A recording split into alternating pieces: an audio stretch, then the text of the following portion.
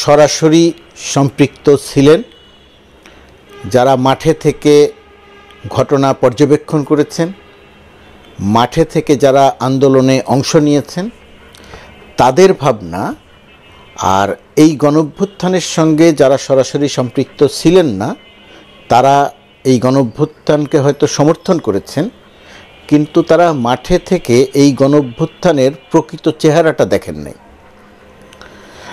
তারা চোখের সামনে বাস্তবতাটা দেখেন নাই। সেই কারণে গণঅভ্যুত্থানের সঙ্গে যারা সম্পৃক্ত ছিলেন তাদের যে মানসিকতা, গণঅভ্যুত্থানকে তারা যেভাবে ধারণ করেন, আর গণঅভ্যুত্থানের সঙ্গে যারা সরাসরি সম্পৃক্ত ছিলেন না, সমর্থন করেছেন, তারা যেভাবে ধারণ করেন, এই গণঅভ্যুত্থানকে ধারণ করেন, এই দুই পর্যায়ের মধ্যে একটা ভয়াবহ রকমের বা ব্যাপকতর পার্থক্য আছে। এই পার্থক্যগুলো কি কি সেটা এই গণঅভ্যুত্থানের সঙ্গে সম্পৃক্ত থাকা এবং না থাকার জায়গা থেকে সাম্প্রতিক সময়ের দু তিনটি বিষয় একটু বিশ্লেষণ করি, কথা বলি। ধরুন, যারা এই গণঅভ্যুত্থানের সঙ্গে সরাসরি সম্পৃক্ত ছিলেন, যারা সামনে থেকে আন্দোলন করেছেন, নেতৃত্ব দিয়েছেন, ঝুঁকি নিয়েছেন, যে কোনো সময় তাকে তুলে নিয়ে যাওয়া হতে পারে, যে কোনো সময় তাকে হত্যা করা হতে পারে, অথবা তিনি রাজপথে ছিলেন, তার পাশে যে সহকর্মী ছিল সেই সহকর্মীকে গুলি করে হত্যা করা হয়েছে, কুপিয়ে জখম করা হয়েছে, এটা যারা দেখেছেন, একটা একেবারে মাঠে থেকে দেখেছেন, আরেকটা তারা একটু দূর থেকে দেখেছেন, কিন্তু দেখেছেন, চোখের সামনে দেখেছেন। এই যে দেখা, এই দেখাটা যাদের ভেতরে আছে, তাদের কাছে পলাতক খনি শেখ হাসিনার মূল্যায়নটা একরকম। আর যারা মাঠে থেকে গণঅভ্যুত্থান দেখেননি, গণঅভ্যুত্থানের সঙ্গে সম্পৃক্ত ছিলেন না কিন্তু সমর্থন করেছেন, তাদের কাছে পলাতক খনি শেখ হাসিনার মূল্যায়নটা আরেক রকম। গণঅভ্যুত্থানের সঙ্গে যারা সরাসরি সম্পৃক্ত ছিলেন, যারা গণঅভ্যুত্থান করেছেন, যারা রক্ত দিয়েছেন, যারা আহত হয়েছেন, তারা শেখ হাসিনাকে ওই ডাস্টবিনের সঙ্গে শেখ হাসিনার ছবি, অথবা এর চেয়ে ভয়াবহ অসম্মানজনক বা দৃষ্টিকটুভাবেও যদি শেখ হাসিনাকে উপস্থাপন করা হয়, তাদের কাছে এটা খুব একটা খারাপ লাগে না। খারাপ না লাগার কারণটা হচ্ছে তারা শেখ হাসিনার ওই দানবীয় চেহারাটা সামনে থেকে দেখেছেন। শেখ হাসিনা কিভাবে মানুষ হত্যা করিয়েছেন সেটা তারা দেখেছেন। এই কারণে শেখ হাসিনার ওই দানবীয় চরিত্রটা যখন উপস্থাপন করা হয়, তাকে যখন অপমান বা অসম্মান করা হয়, তখন ওই সরাসরি মাঠে যারা ছিলেন তাদের ভেতরে আলাদা কোনো প্রতিক্রিয়া তৈরি হয় না, এমন যে এই কাজটি হয়তো করা ঠিক নয়। কারণ তাদের বিক্ষুব্ধতা এতটাই বেশি যে শেখ হাসিনাকে যতভাবেই অপমান বা অসম্মান করা হোক না কেন, তাদের ভেতর ওই প্রতিক্রিয়াটা তৈরি হয় না যে এই কাজটি ঠিক হচ্ছে না। তারা এর চেয়েও বেশি কিছু হয়তো দেখতে চান। এটা একটা মানসিকতা। আর গণঅভ্যুত্থানকে যারা দূর থেকে দেখেছেন, গণঅভ্যুত্থানের সঙ্গে যারা সরাসরি সম্পৃক্ত ছিলেন না, গণঅভ্যুত্থানকে সমর্থন করেছেন, শেখ হাসিনার বিরুদ্ধে অবস্থান নিয়েছেন, মানুষ হত্যা করার সংবাদ দেখে কষ্ট পেয়েছেন, কিন্তু তারা সামনে থেকে দেখেন নাই। তারা যখন শেখ হাসিনাকে অসম্মান করতে দেখেন, ওই যে ডাস্টবিনের সঙ্গে শেখ হাসিনার ছবি, শেখ হাসিনার ছবিতে জুতা নিক্ষেপ, এই ঘটনাগুলো দেখেন, তখন তাদের ভেতরে প্রতিক্রিয়া হয় এরকম যে না, এই কাজটা করা ঠিক নয়। কেন এরকম করা হবে? একজন মানুষকে কেন এরকম করে অসম্মান করা হবে? বা সরকারি গুরুত্বপূর্ণ কোনো একজন মানুষ যখন শেখ হাসিনার ছবি সম্বলিত ডাস্টবিনে ময়লা ফেলছেন, তখন আমাদের ভেতর থেকে একটা প্রতিক্রিয়া তৈরি হয় যে না না না, এটা তো ঠিক নয়, এটা কেন করবে। আমরা বলি অনেকেই এটা তো করবে, কিন্তু আমাদের এই যে দুই প্রকৃতির দেখা, এই দেখার মধ্যে যে ব্যাপক পার্থক্য, সেই জায়গাটিতে একটা সমস্যা তৈরি হচ্ছে। সমস্যাটা তৈরি হচ্ছে গণ অভ্যুত্থানের পক্ষের শক্তির মধ্যেই দুই রকমের মানসিকতা তৈরি হয়ে যাচ্ছে। সেটাকে আপাত দৃষ্টিতে একটা বিরোধাত্মক ব্যাপার মনে করা হচ্ছে। এইটা সমাজে, এইটা সরকারের জন্যে, গণঅভ্যুত্থানের পক্ষের শক্তির জন্যে কাজটি ঠিক হচ্ছে না। ধরেন সরকারের কোনো একটা ছোটোখাটো ত্রুটি, একেবারে ছোটোখাটো ত্রুটি, সেটাও প্রমাণিত হয়নি যে এই ত্রুটিটা হয়েছে, তারা করেছে, সেরকম একটা সংবাদ যখন প্রকাশিত হচ্ছে, তখন নাগরিক সমাজের মধ্যে এবং গণঅভ্যুত্থানের পক্ষের শক্তির মধ্যেই একটা ব্যাপক প্রতিক্রিয়া হচ্ছে যে এটা তো হওয়া ঠিক নয়, কেন এটা হবে, এই বৈষম্য বিরোধী আন্দোলন যারা করলো তারা কেন এরকম একটা কাজ করবে। এই প্রত্যাশাটা একদম সঠিক, প্রত্যাশার সঙ্গে আমিও একমত যে এই প্রত্যাশাটা আছে, তাদের এই প্রত্যাশার মূল্য দিতে হবে, কোনো অবস্থাতেই তাদের কোনো লাইনের বাইরে যাওয়া যাবে না, লাইনে থাকতে হবে, এটা আমি সম্পূর্ণরূপে একমত। কিন্তু এটাও ঠিক যে একটা গণঅভ্যুত্থান সংগঠিত হয়েছে, রক্ত দিয়ে যারা আন্দোলন সফল করেছে, তাদের কাছ থেকে সবসময় এত ন্যায্যতা প্রত্যাশা করাটা সম্ভবত ঠিক নয়। এই ঘটনাগুলো যখন ঘটছে, নিজেরা যখন তর্ক বিতর্ক আলোচনা করা হচ্ছে, সেই আলোচনাটার সুযোগ একদল নিচ্ছে যারা, আমি ওইভাবে কথাটা বলি না যে যারা সরকারের সমালোচনা করবে তাদেরকেই বলবো যে আওয়ামী লীগের দোসর, পলাতক খুনি শেখ হাসিনার দোসর, ওইভাবে বলতে চাই না। কিন্তু একটা অংশ যারা সরকারের দোষ ত্রুটি ধরার চেষ্টা করছেন, তারা কিছু জিনিস ভুলে যাচ্ছেন যে গণঅভ্যুত্থানের মধ্য দিয়ে সরকার এসেছে, একটা এত রক্তাক্ত গণঅভ্যুত্থান সংগঠিত হয়েছে, এই রক্ত যারা দিয়েছে তাদের বিক্ষুব্ধতা দূর হবার জন্যও যে সময় দরকার, তারা এই সময়টা দিতে রাজি নয়। তারা সরকারের কাছে মনে করছে যে সরকার দায়িত্ব নিয়েছে, আজকে দায়িত্ব নিয়েছে, কালকেই সব সমস্যার সমাধান করে দিতে হবে। সাধারণ একজন মানুষ যা ভাবছেন, কথা যারা বলছেন, তারাও ঠিক একই রকমভাবে চিন্তা করছেন, যে কারণে সমস্যাটা ক্রমশ আরও জটিল হয়ে যাবে। এখন সরকারের যারা সমালোচনা করছে তাদের বিরুদ্ধে সরকার যদি কথা বলতে যায়, তাহলে বলা হবে যে এই দেখেন মত প্রকাশের স্বাধীনতা নেই, কথা বলতে দেয়া হলো না। আবার তারা যে অত্যন্ত অযৌক্তিকভাবে সরকারের সমালোচনা করে সরকারের বিরুদ্ধে একটা প্রোপাগান্ডার অংশ হচ্ছে, সেটা আবার সরকারের জন্য সহ্য করা কঠিন হচ্ছে, তারপরে সরকারকে সহ্যটা করতে হচ্ছে। এই সুযোগটা নিয়ে আওয়ামী প্রোপাগান্ডাবাজরা মাঠে নেমেছে, স্বয়ং শেখ হাসিনা নিজে মাঠে নেমেছে।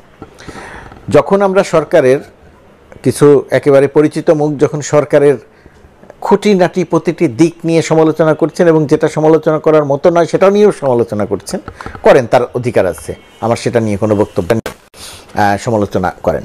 কিন্তু খেয়াল করে দেখবেন যে শেখ হাসিনা শুরুতে কথা বলেছে, মাঝখানে কথা বলা বন্ধ ছিল, আবার সে কথা বলতে শুরু করছে, গত একদিন দুই দিন আগে সে আবার কথা বলেছে।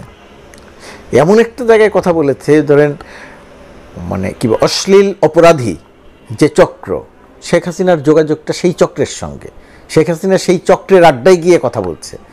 সেখানে কি কথা বলছে? শেখ হাসিনা যা করেছিল তার সব ঠিক, শেখ হাসিনা শুধু ভালো করেছিল, শেখ হাসিনা প্রচুর অর্থ রেখে গেছিল, শেখ হাসিনা ব্যাংক ভর্তি টাকা রেখে গিয়েছিল, দেশের উন্নতি করে গিয়েছিল, মানুষের উন্নয়ন করেছিল, রোজগার বাড়িয়েছিল।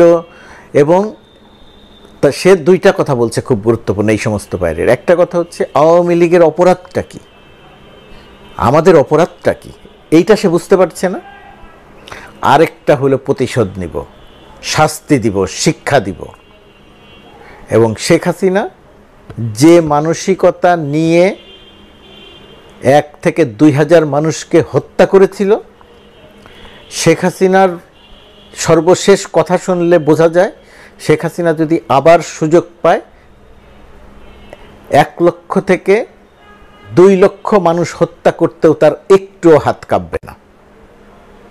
শেখ হাসিনা এই কথাগুলো বলছে, সে কি করবে? শেখ হাসিনার এই যে দানবীয় হুমকি, এই হুমকি নিয়ে যে যারা সরকারের সামান্য দোষ ত্রুটি খুঁজে বের করছে তারা অতটা সোচ্চার নয়। খুবই মজার ব্যাপার, কিন্তু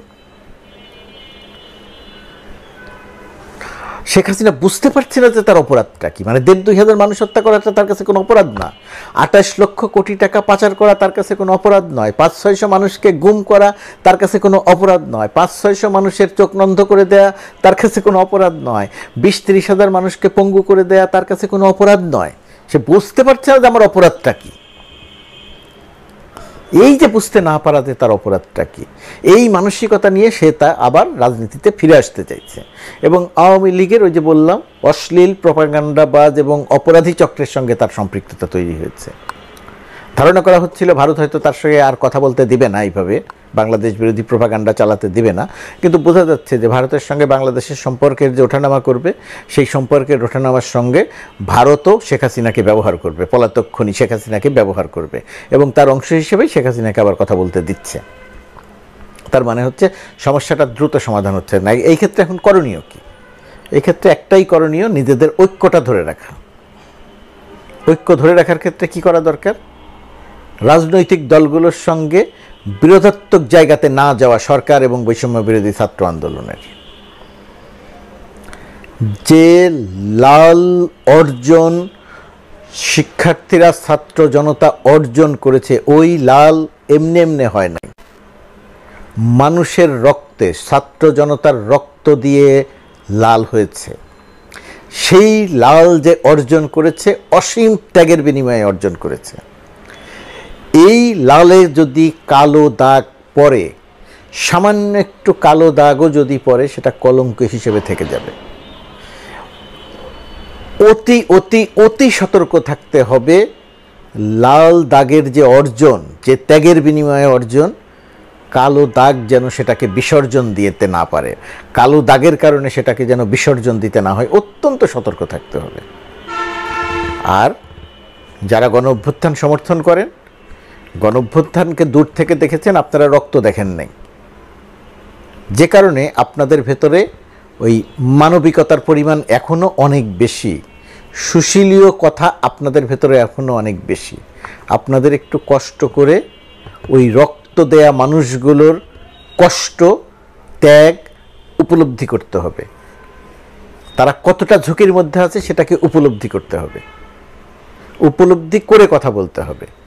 আর যারা সরকারের দোষ ত্রুটি খুঁজছেন, মানে শেখ হাসিনার পুনর্বাসনের অংশ হয়েছে, অবশ্যই সবাই কথা বলতে পারবেন, কিন্তু শেখ হাসিনাকে পুনর্বাসন করার জন্যে, স্বৈরাচারকে পুনর্বাসন করার জন্যে, স্বৈরাচারের দোষকে গুণে রূপান্তরিত করে দেখানোর জন্যে, গণঅভ্যুত্থানকে কালিমালিপ্ত করার জন্যে যারা উদ্দেশ্যমূলকভাবে ষড়যন্ত্র করবেন, রাষ্ট্রের দায়িত্ব তাদের বিরুদ্ধে কঠোর কঠোর কঠোর ব্যবস্থা নেয়া। মত প্রকাশের স্বাধীনতা আর গণঅভ্যুত্থান বা বিপ্লবকে প্রশ্নবিদ্ধ করার জন্য উদ্দেশ্যমূলক প্রোপাগান্ডা দুটি এক জিনিস নয়। প্রথমত কথা, সেটা সরকারকে পরিষ্কার করতে হবে। দ্বিতীয়ত কথা, তার বিরুদ্ধে কঠোরতম ব্যবস্থা নিতে হবে। শেখ হাসিনার প্রোপাগান্ডার বিরুদ্ধে ব্যবস্থা নিতে হবে, প্রোপাগান্ডাবাজদের বিরুদ্ধে ব্যবস্থা নিতে হবে, এবং যারা একটা নিরপেক্ষ চেহারা নিয়ে সরকারের পতন ঘটাতে চায় এবং সরকার যাতে ব্যর্থ হয় সেই চেষ্টা করতে গিয়ে শেখ হাসিনা বা স্বৈরাচার বা হত্যাকারীর পক্ষ নেয়, হত্যাকারীর পক্ষ নেওয়ার অধিকার কারো থাকা উচিত না। হত্যাকারীর অধিকার, খুনি শেখ হাসিনার পক্ষ নেয়ার অধিকার কারো থাকা উচিত নয়। গণ অভ্যুত্থানের বিরুদ্ধে অবস্থান নিয়ে এই জায়গাটা চিহ্নিত করে একটু ব্যবস্থা নেওয়া দরকার। যদি ব্যবস্থা নেওয়া না হয় তাহলে বিপদ যেমন আসবে। আর আবারও বলি, লাল যে অর্জন, ওই লাল অর্জনে যেন কালো দাগ না পড়ে। আবারও বলি, লাল অর্জনে যেন কালো দাগ না পড়ে। লাল অর্জনের জন্য যে ত্যাগ স্বীকার করতে হয়েছে, কালো দাগ যেন সেটাকে বিসর্জন দিতে না পারে। এই জায়গাটি আমাদের সতর্ক থাকতে হবে। তাহলেই ষড়যন্ত্র করলেও তারা সফল হবে না। শেখ হাসিনা রাজনীতিতে যে অপ্রাসঙ্গিক হয়ে গেছে সেও ফিরে আসবে না। হুমকি দিবে, হত্যার হুমকি দিবে, আন্দোলনের হুমকি দিবে, হরতালের হুমকি দিবে, কোনো কিছুকে সফল করতে পারবে না যদি এই ছাত্র জনতার ভেতরে ঐক্য থাকে। যারা সমস্ত রাজনৈতিক দল এখন আছে তাদের সঙ্গে বিরোধাত্মক জায়গায় না গিয়ে ঐক্যমতের একটা জায়গায় এসে রাজনীতিটাকে সামনে এগিয়ে নিতে হবে, দেশটাকে সামনে এগিয়ে নিতে হবে। কোনো অবস্থায় শেখ হাসিনার জন্যে, ফ্যাসিস্ট আওয়ামী লীগের জন্যে, খুনি শেখ হাসিনার জন্যে স্পেস তৈরি করে দেয়া যাবে না। যারা তৈরি করে দিতে চাইছে তাদের বিরুদ্ধে সরকারের দায়িত্ব, রাষ্ট্রের দায়িত্ব ব্যবস্থা